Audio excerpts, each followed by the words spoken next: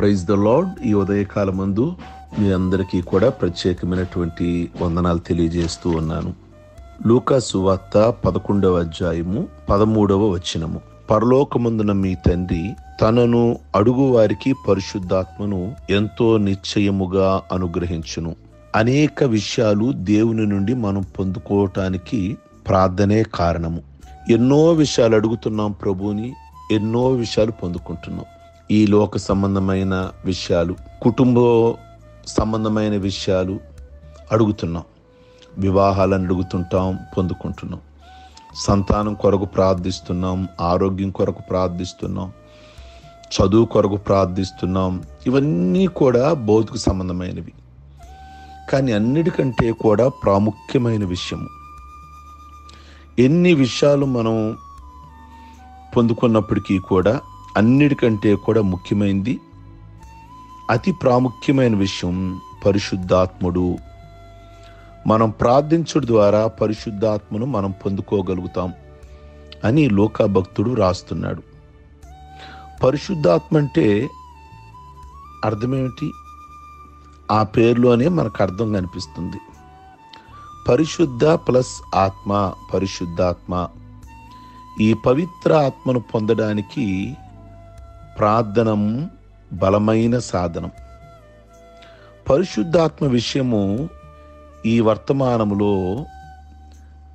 చివరి విషయంగా వ్రాయడానికి గల కారణం ఏమిటి అంటే, ఇది విశ్వాసి జీవితానికి అత్యున్నతమైన స్థాయి. ఏ రోజైనా మీరు పరిశుద్ధాత్మ గురించి ఆలోచించారా? పరిశుద్ధాత్మ గురించి మీకు అవగాహన ఉందా?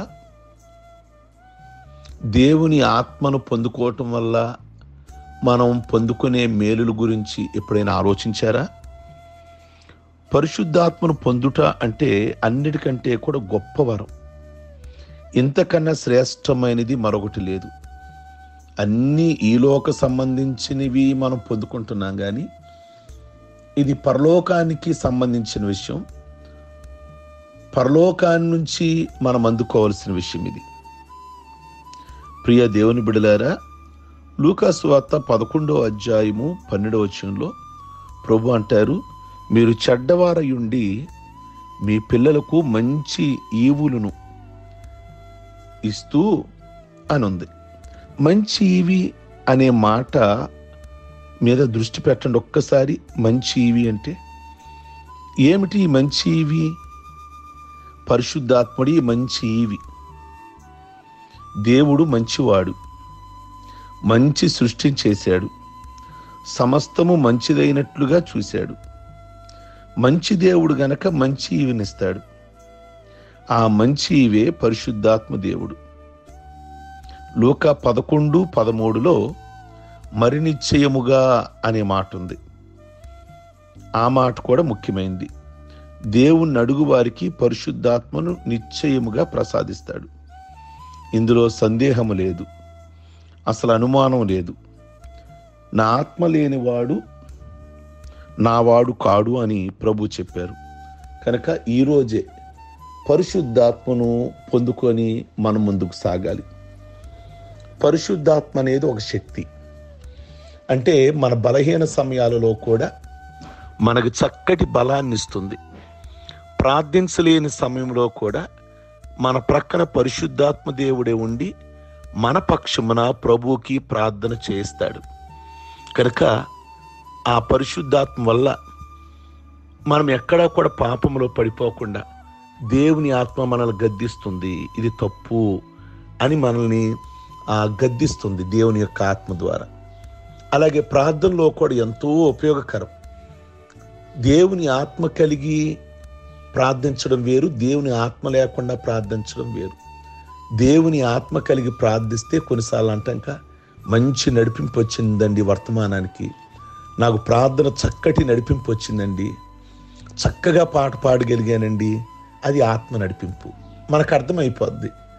కనుక మన తెలివితో, మన జ్ఞానముతో, మన గొంతుతో పాట పాడినా, వాక్యం చెప్పినా, ప్రార్థన చేసినా అక్కడ ఫలితం శూన్యం, ఏమీ కలగదు.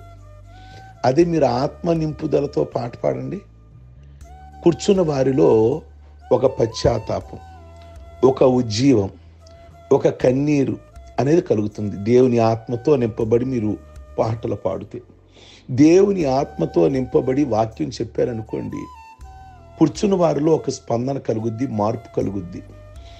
పరిశుద్ధాత్మతో నింపబడి పరిచర్య చేశారనుకోండి, సంఘములో వాలంటీర్స్, అది ఎంత దీవెనకరంగా ఉంటుందో. కనుక ఈ ఉదయకాలం మందు చాలా లాభాలు ఉన్నాయి.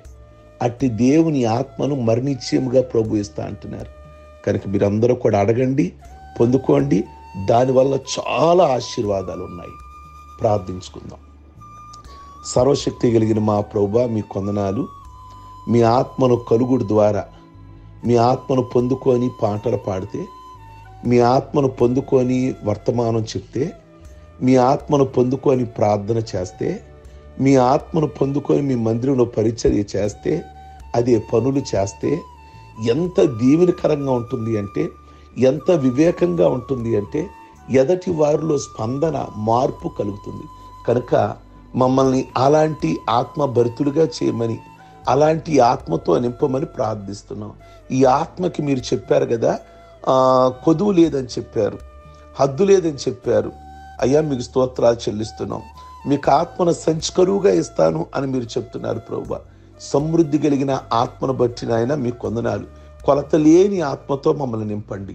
కొలత లేని ఆత్మతో ఈ ఉదయకాలం ముందు నింపండి. మేము ఆత్మ కలిగి ప్రార్థన చేయాలి, ఆత్మ కలిగి పాటలు పాడాలి, ఆత్మ కలిగి వాక్యాన్ని బోధించాలి. దానివల్ల మేము పాపంలో పడిపోకుండా మీ ఆత్మ మమ్మల్ని ఎప్పుడు గద్దిస్తూ ఉంటుంది. మేము బలహీన సమయాలలో కూడా ప్రార్థించలేనప్పుడు మా పక్షమున మీ ఆత్మ ఉండి మీకు మొరపెడుతూ ఉంటుంది. అయ్యా, మీ వందనాలు, స్తుతులు, స్తోత్రాలు. ఈ యొక్క ప్రార్థనలో ఏకీభిస్తున్న ప్రతి ఒక్కరిని కూడా ఆత్మలో ప్రభు పరిపూర్ణులుగా, ఆత్మలో ప్రభు మీ ఆత్మను నిండుకున్న వారిగా నింపుదల దయచేయమని ప్రార్థిస్తున్నాం. ఆ రోజు మేడగదిలో ప్రభు 120 మంది నాయన కనిపెట్టి మీ ఆత్మను పొందుకున్నారు. అట్టి ఆత్మను ప్రభు ఈ ఉదయకాలం ముందు ప్రార్థనలు ఏకీభిస్తున్న ప్రతి ఒక్కరికి కూడా మీరు దయచేయమని ప్రార్థిస్తున్నాం. మీకే వందనాలు, స్తుతులు, స్తోత్రాలు చెల్లిస్తున్నాం ప్రభు.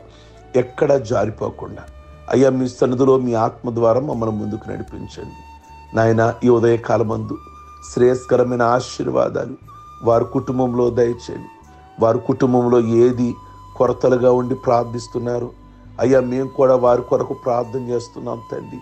వారి కుటుంబాలలో ఉన్న సమస్యలు కానీ, బంధకాలు కానీ, బలహీనతలు కానీ, అయ్యా దుఃఖాలు కానీ సమస్తము కూడా విడుదలిచ్చి మీ బిడ్డల ప్రభువా ఒక దీవించబడిన కుటుంబముగా, ఇతరులకు ఆస్వాదించబడిన కుటుంబముగా మీరు సిద్ధపరచమని ప్రార్థిస్తున్నాం. ముఖ్యంగా ఈరోజు ఎగ్జామ్స్ రాస్తున్న బిడ్డలందరినీ దీవించి ఆశీర్వదించండి.